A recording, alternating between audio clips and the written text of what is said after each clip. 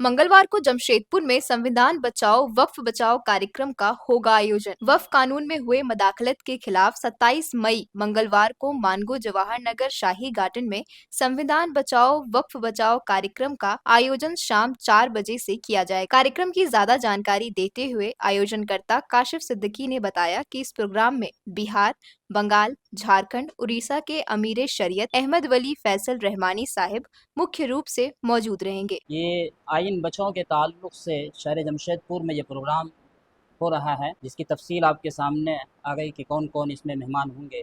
ख़ास तौर पर इसमें जो खुसूसी मेहमान होंगे वो बिहार, उड़ीसा और झारखंड और मगरबी बंगाल के अमीर शरीयत हज़रत मौलाना सैयद अहमद वली फैसल रहमानी साहब तशरीफ़ लाएंगे और साथ साथ उनके अलावा कई दीगर मज़ाहिब के रहनुमा ये तमाम लोग शिरकत करेंगे। उसकी तैयारी की बात जहाँ तक है, हम लोग कई मीटिंगें अब तक कर चुके हैं और अल्हम्दुलिल्लाह लोगों ने इस ताल्लुक़ से बेदारी का सबूत दिया है और कहा है कि इस कॉन्फ्रेंस में हम लोग अपनी आबादी से जो संजीदा मिजाज रखते हों, जो तालीम याफ्ता हो, वो खुसूसी तौर पर इसमें शिरकत करेंगे। तो जैसे हज़रत ने बताया, अभी आपको अमीर शरीयत तशरीफ़ ला रहे हैं इस प्रोग्राम में, और साथ साथ लोगों पर सवाल साहब भी तशरीफ़ ला रहे हैं। सुप्रीम कोर्ट के बड़े सीनियर लायर हैं वो, और काफ़ी कॉन्स्टिट्यूशनल राइट से पकड़ हैं। साथ में वो थेरो साहब हैं जो बुद्धिस्ट मॉन्क भी हैं, और वो लड़ाई लड़ रहे हैं। मैं उसकी लड़ाई के बारे में बताना चाहता हूँ।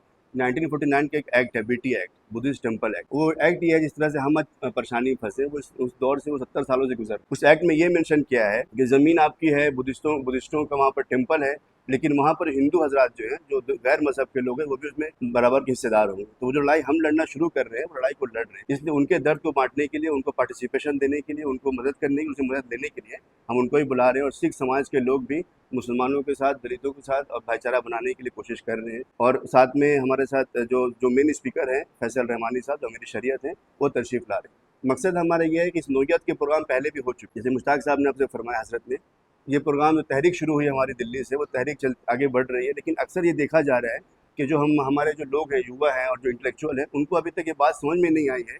ये मसला जो है वो देश का मसला है। ये मसला दलितों का भी, आदिवासियों का भी, पिछड़ों का मसला भी है।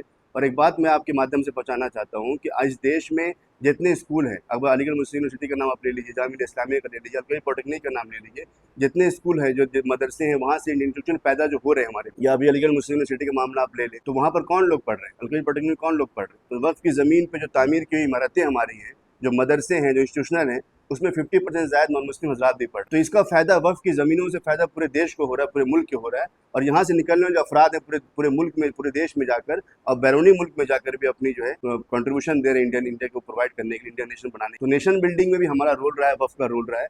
तो ये मसला सिर्फ मुसलमानों का मसला नहीं है, बल्कि सबों का मसला है। तो इस बात को इस्टेब्लिश करने के लिए और प्रॉपर एक वर्कशॉप है, हमने कोशिश की है कि वर्कशॉप की शक्ल में, क्योंकि फैसल रहमानी साहब जो है, उनका एक स्टाइल रहा है काम करने का कि वर्कशॉप की शक्ल में चीज़ों को प्रेजेंट करते हैं। तो वो पीपीटी प्रेजेंटेशन के साथ में तफसील से ये बात होगी, और जो दिगर जो मज़ाहिब के लोग आएंगे उनका पार्टिसिपेशन भी बढ़े, उनको भी हम बताएं कि वक्त से क्या फ़ायदा उनको हुआ। और उनकी लड़ाई जो चल रही है, बीटीआर की लड़ाई हो, जैन टेम्पल तोड़ा गया, उनकी लड़ाई है, सिखों की लड़ाई, आदिवासियों की लड़ाई है, उन सब मिल के हम लड़े इस देश के आइन को बचाने के लिए कोशिश हम करने की कोशिश। देखिए, हम तो सुप्रीम कोर्ट की इज्जत करते हैं, क्योंकि सबसे इंस्टीट्यूशन, सबसे बड़ी बॉडी है कॉन्स्टिट्यूशन की वो। लेकिन हमें इसके पहले जो तजुर्बे रहे हैं, इसके पहले आपने देखा कि वो मामला ट्रिपल तलाक का मामला हो, मामला बाबरी मस्जिद का भी हो, जजमेंट तो हमारे फेवर में नहीं आए। इस देश में आप देखिए कि जो जाति के नाम पर आतंक चल रहा है, उसमें जजमेंट हमारे फेवर में नहीं आते हैं।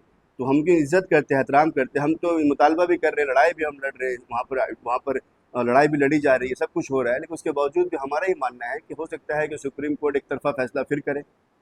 हम तो उनकी इज्जत कर रहे हैं, हो सकता है फैसला हमारे फेवर में भी आ जाए।